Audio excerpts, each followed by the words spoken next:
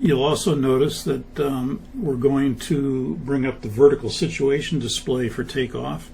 You both don't have to be on the vertical situation display, but it is recommended that somebody have the VSD up.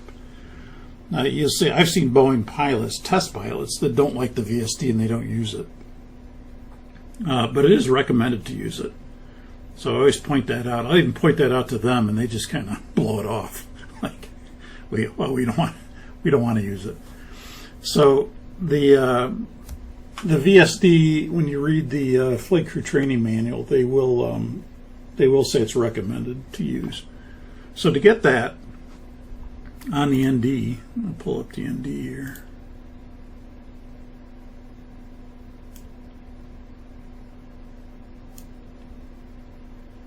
Right now we're in the expanded mode. When you push the center display, you're going to get to the center. We're going to go to the full 360 mode, like you see there. Push it again, you'll get the VSD. So again, you notice the VSD covers about 35% of the ND length here. And it does crunch up the map. And that's what people don't like about it. They don't like that it kind of compresses the map, because this is the same size display, like we talked about in the briefing, as the 400. They're 8-inch displays.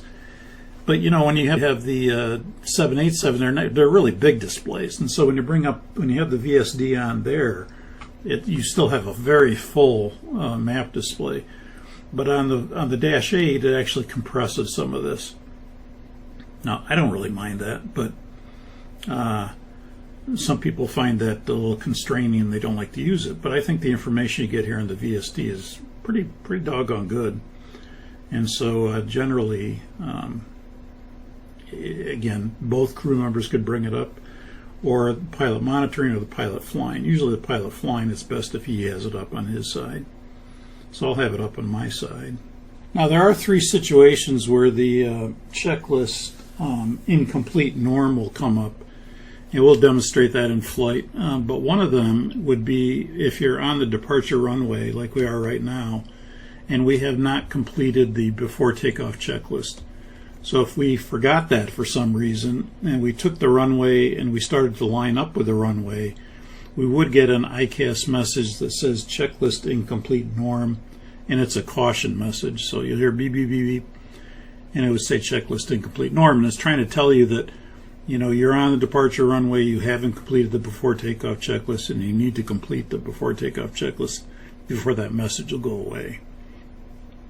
So that's one of the situations where it'll come up, and we'll demonstrate the other one in flight. We get it for approach when we descend for approach, and we get it for landing as well. So if we haven't completed the approach checklist and we haven't completed the landing checklist, you're going to get checklist incomplete norm for those situations as well.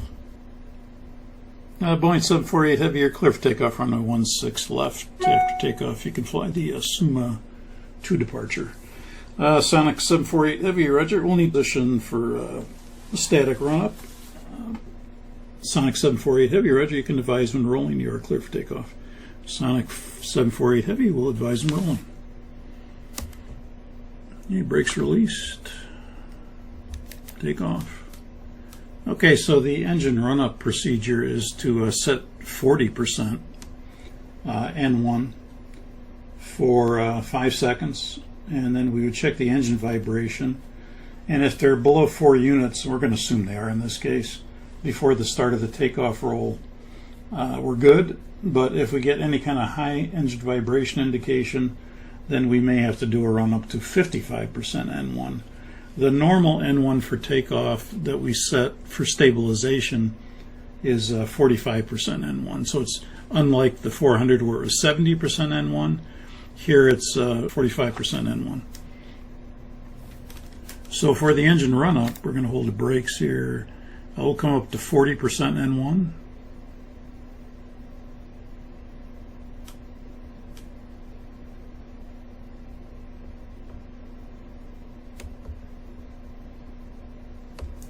Start the time.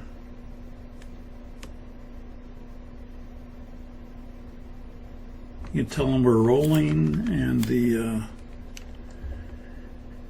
landing light's on.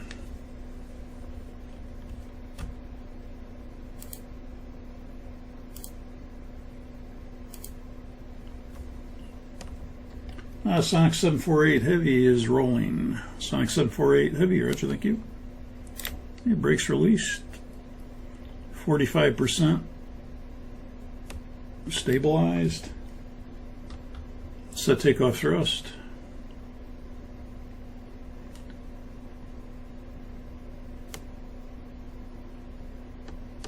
Takeoff thrust set.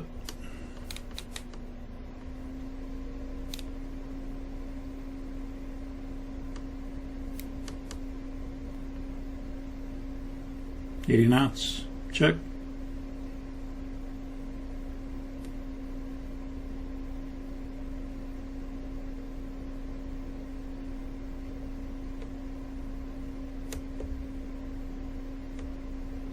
V1.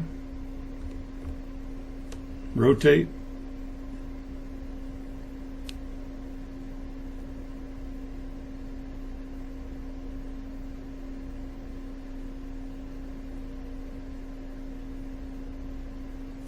As rate, gear up.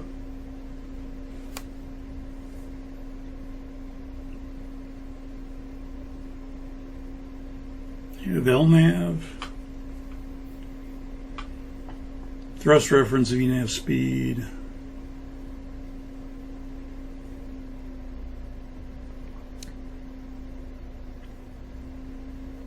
Fuel tank to engine message. We'll hold on that till we're a little bit more airborne. Center autopilot command.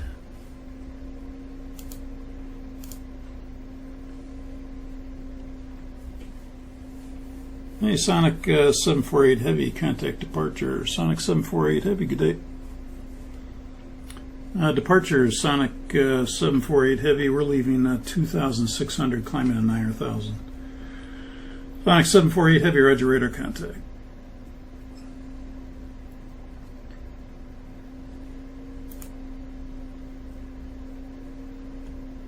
Yeah, I'm going to bring the ND up so we can see the vertical situation display a little bit.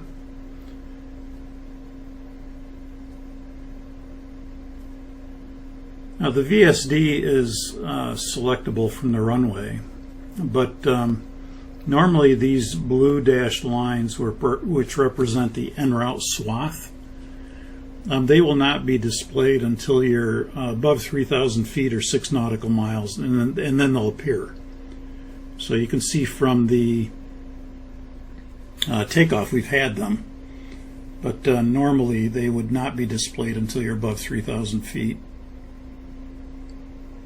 and 6 nautical miles from the runway. Let's go flaps 5. Speed checks, flaps 5.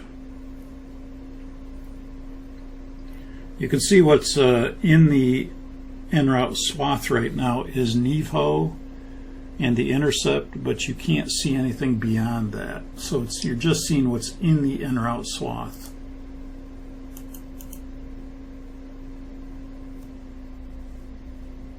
Flaps 1.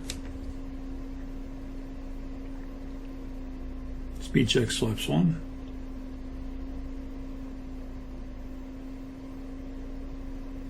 Flaps up. Speed checks, flaps up. And let's check tank to engine.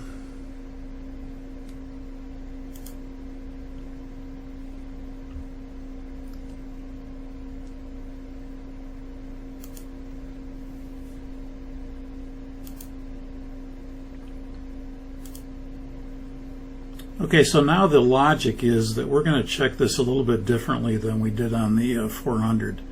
So we're going to add reserve 1 to main tank 1 and reserve 4 to main tank 4 and compare it to main tank 2 and 3.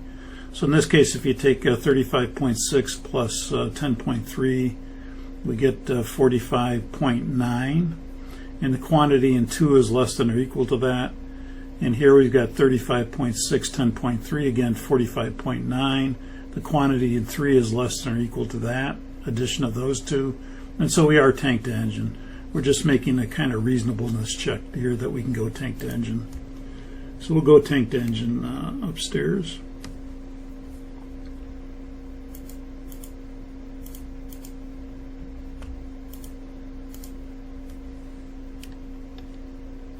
And then we'll check the synoptic again just to make sure we did go tank to engine. And we did. We had tank 1 is feeding engine 1, tank 2, 3, 4 feeding their respective engines, and 2 and 3 are pressurizing the manifold.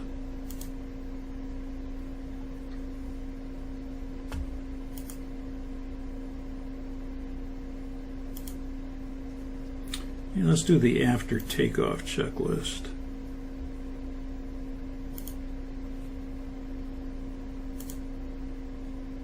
After takeoff checklist complete.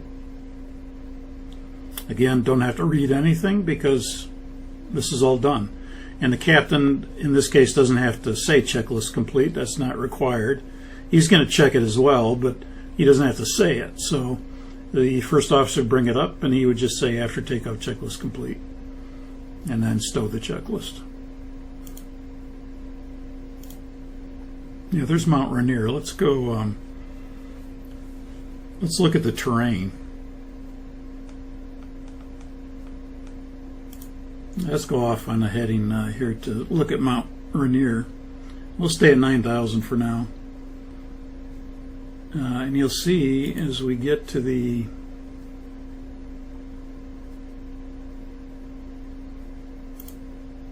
let's bring the VSD up over here.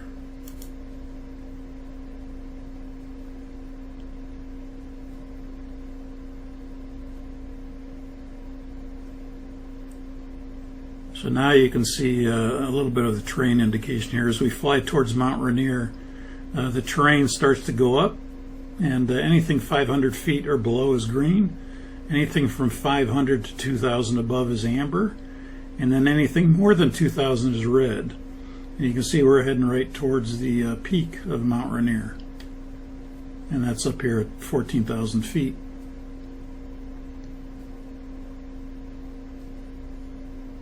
So that gives you kind of a graphic representation of the terrain indication. Okay, let's turn away from that.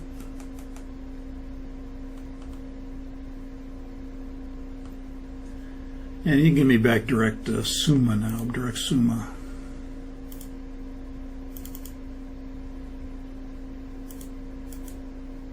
Here's direct SUMA. How do you like it? I like it. Execute. LNAV's available. LNAV's engaged.